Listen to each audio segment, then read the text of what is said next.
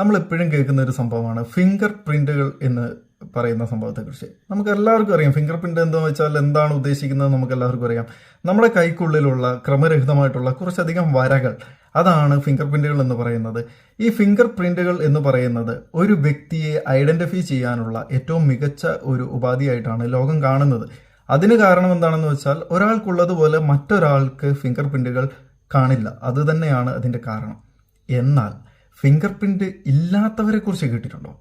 സംഭവം സത്യമാണ്. ബംഗ്ലാദേശിലുള്ള ഒരു കുടുംബത്തിലെ പുരുഷന്മാർക്ക് ആർക്കും ഫിംഗർ പ്രിന്റുകളില്ല. അത് അവർക്ക് ഉണ്ടായ ഒരു ജനിതക വൈകല്യമാണ്. അതുകൊണ്ട് തന്നെ അവർക്ക് സ്വന്തമായിട്ട് സിം കാർഡ് എടുക്കുവാനോ റേഷൻ മേടിക്കുവാനോ പാസ്പോർട്ട് എടുക്കുവാനോ സാധിക്കത്തില്ല. പക്ഷെ പാസ്പോർട്ട്, സിം എന്നതിന് ഉപരി റേഷൻ എന്ന് പറയുന്നത് കുറച്ചുകൂടി അത്യാവശ്യ കാര്യമായതിനാൽ ബംഗ്ലാദേശ് ഗവൺമെന്റ് അവർക്ക് സ്പെഷ്യലായിട്ട് ഒരു കാർഡ് അനുവദിച്ചിട്ടുണ്ട്. നോ ഫിംഗർ പ്രിന്റ് എന്ന് പറയുന്ന ഗവൺമെന്റിന്റെ സീലോട് കൂടിയിട്ടുള്ള ഒരു കാർഡ്.